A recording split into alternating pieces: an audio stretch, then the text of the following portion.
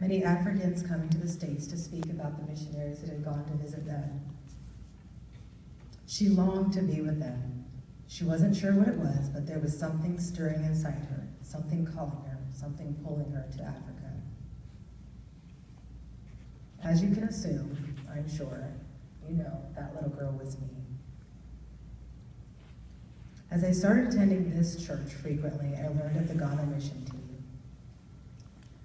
I briefly spoke with Glenn about my desire to go, but as trips passed and the years went by, I became pregnant and was unable to attend the trips thereafter. Loving my new blessings, Jamie and Riley, something started to brew last year. I felt the Lord telling me, next year was your time to go. It's in my plan for you to go. I randomly was at a doctor appointment. I saw a woman walk in with a man and another woman. I very clearly felt the Lord tell me, that is Renee. That is the woman you have been praying for. Go to her and tell her you're going next year.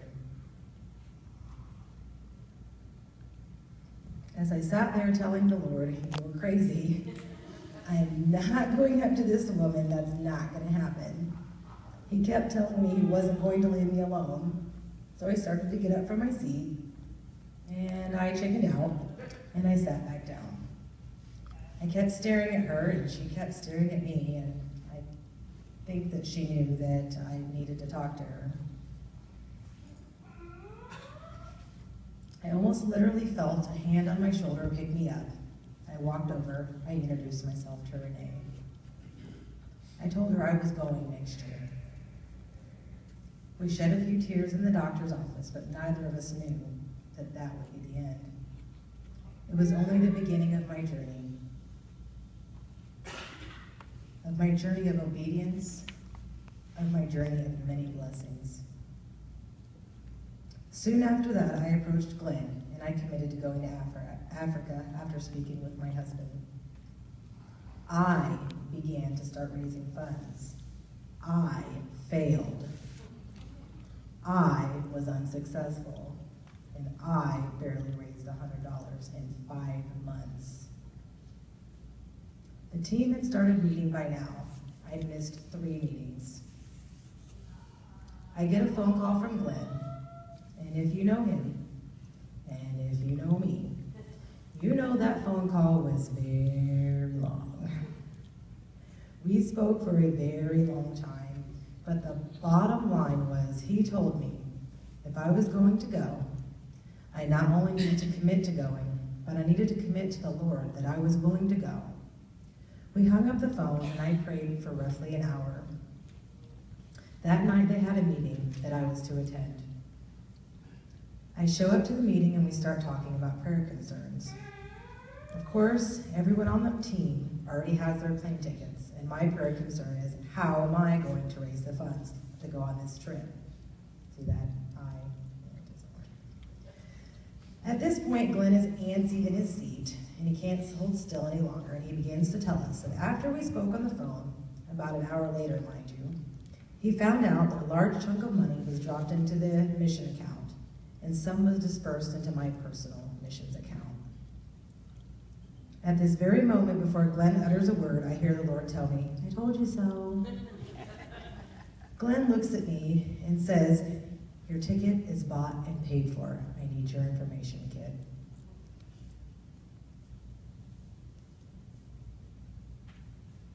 You can't imagine the tears that were shed in that room.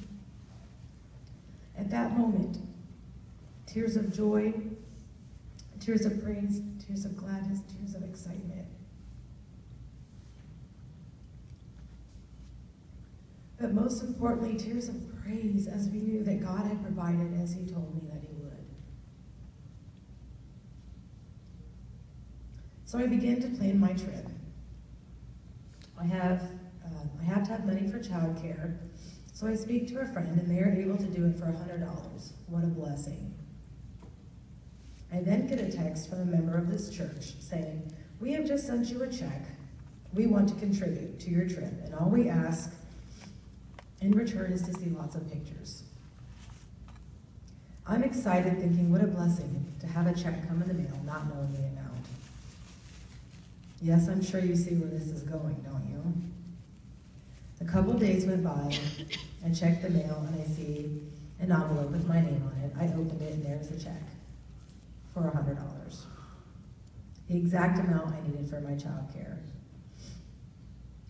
I won't lie, a mission trip is costly.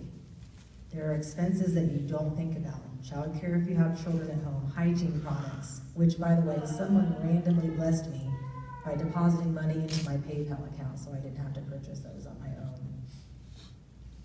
But here's the bottom line. If you are obedient, if you're called, the Lord will provide, whether it's a raise at work, whether it's lowering a bill, a deposit check that you get that you weren't expecting, or whether it's randomly having money deposited into your mission account. If you are called to go on a mission trip, please answer the call and go. He will provide for you and you will have no worries. The countdown began. Kathy and I texted daily. How many days we had left?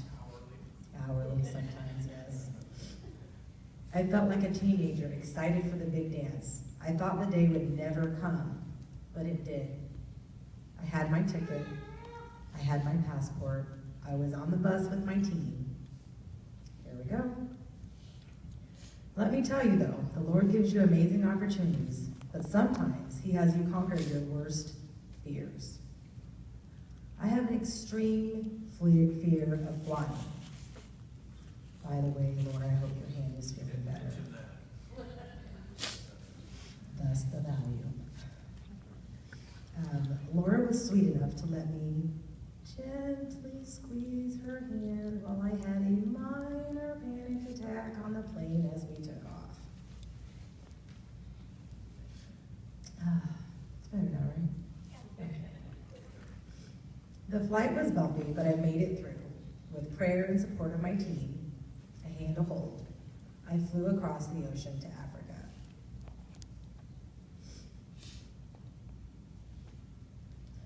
Words can't describe how it was there. The love, the relationships that we developed. The look on the children's faces was amazing.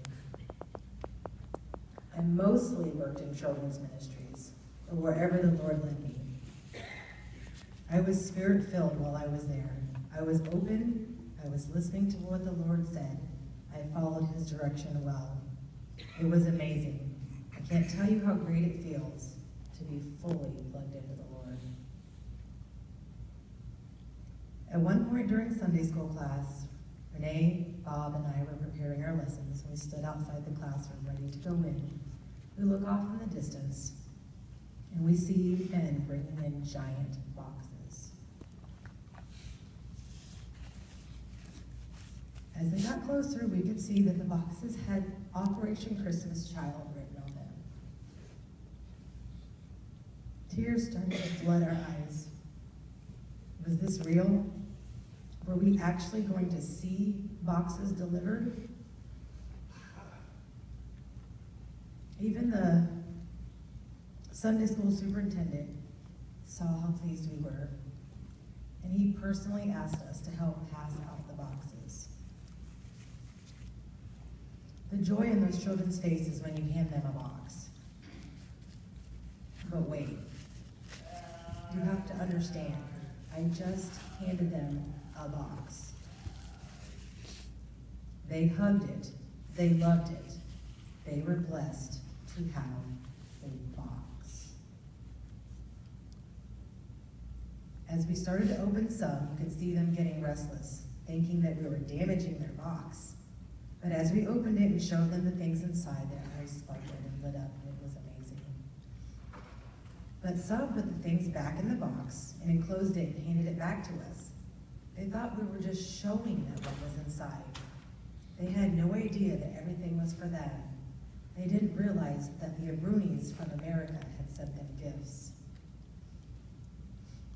What a blessing that was that day. I've been involved in packing Operation Christmas Child boxes for many years, as long as I can remember, in every church I've been a part of. But to hand out those boxes, I know was a personal blessing from God to me and my team. Something I will treasure with me forever, and I will never forget. I know that we were gone for 13 days, and I barely touched on anything that happened. Some of the things are you gotta be there moments. So guess what? You gotta be there. If the Lord has called you at any time to missions, please let me encourage you to pray about it. Seek it further. Don't sit there thinking, man, she's lucky. I wish I could have went. Let me tell you how many times that was me sitting right where you are right now. I can go on and on about the things that God did through me while I was there, praying with young children to accept Jesus, praying with a Muslim woman to convert and accept Jesus into her heart, praying over young Joyce, who hadn't walked in 3 months, and the very next day took several steps to come over and give me a hug and thank me for praying for her.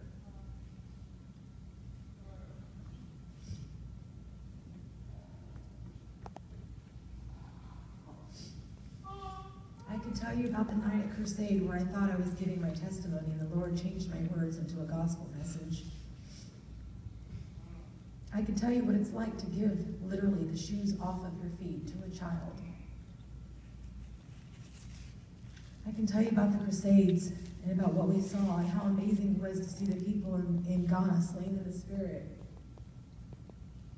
I can tell you what it's like to pee in the bush. No, literally, I mean a bush.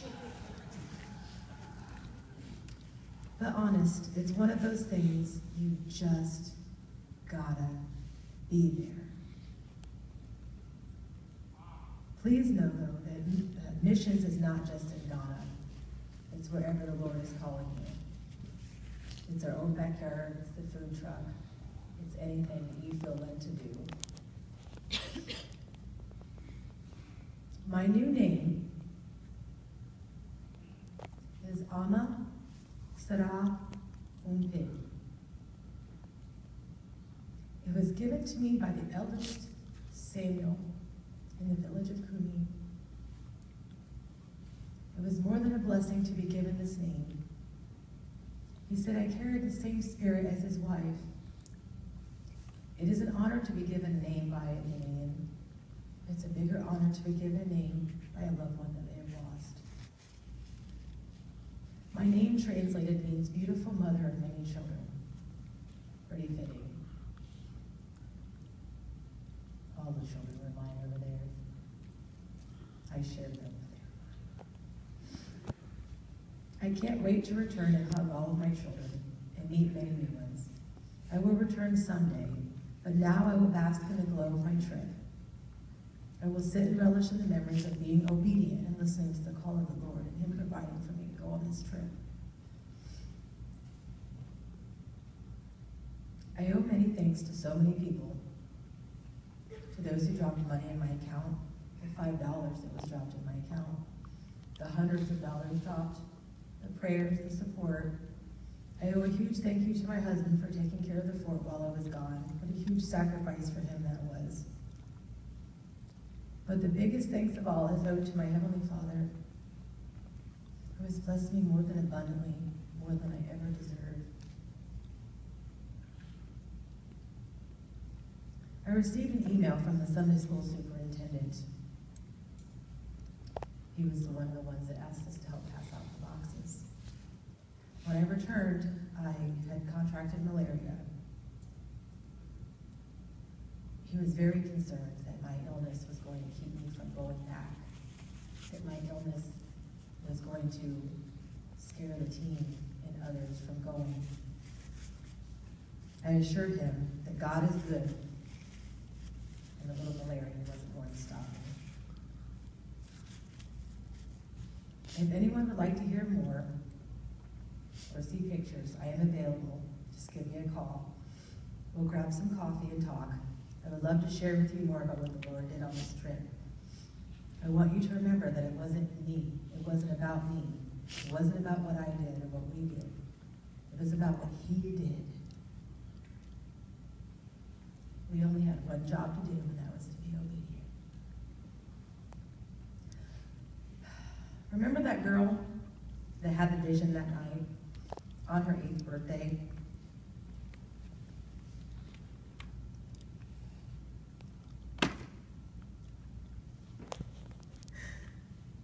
By the way, today is my birthday.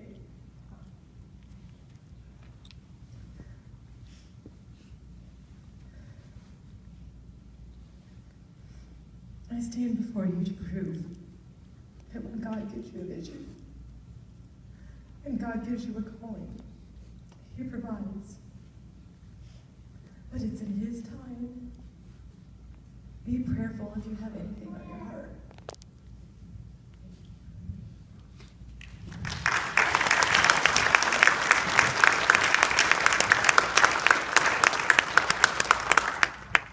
While we're preparing each year to go on these trips, one of the things that the Mission Society has taught us, and that we try to impart to the team, is that to look for God under every bush and every tree.